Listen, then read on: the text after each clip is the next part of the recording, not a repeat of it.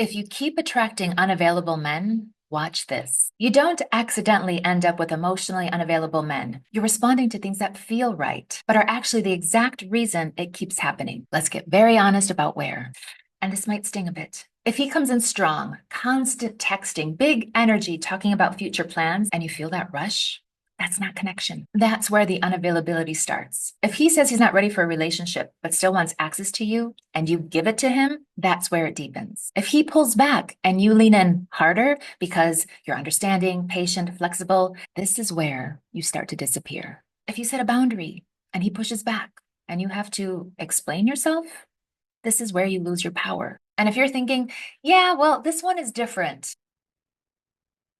Okay, and I get it. This is not a diss. Do people still say diss? You're not choosing emotionally unavailable men on purpose. You're choosing what feels familiar and frankly kind of exciting. The intensity, the uncertainty. He's in, he's not in. You're hot and you're cold. The feeling of almost having him. But real connection, it doesn't feel like a chase. It feels like clarity. And if you're used to chaos, clarity can feel boring, and so we skip it. Let's make this simple. If he confuses you, unavailable. If he's inconsistent, unavailable. If your needs feel like a problem, unavailable. If your boundaries become a discussion, no analysis needed. Here's where it clicks. I've been with men who pursued me hard, told me I was everything they ever wanted, made future plans together, built this whole fantasy life. And then once I was in, they completely withdrew. No intimacy, just control and distance. Even recently, this shows up fast. Good connection, good dates. I set one simple boundary, and instead of respect, pushback.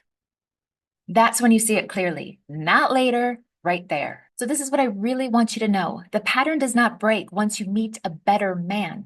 The pattern breaks as soon as you start making better decisions earlier. You stop getting impressed by intensity. You want intensity? Go do some public speaking. Go start a business. Go jump out of a freaking airplane. You start watching for consistency. You stop explaining your boundaries. You start enforcing them. You stop choosing potential and you start choosing reality. The thing is emotionally unavailable men don't hide. They reveal themselves quite early. That is the kicker. So the real question is, why are you still saying yes when something inside of you already said, change that, and everything changes? I'm Maria Janelle. If you like more conversations like this one, hit the subscribe button, and thank you so much for watching.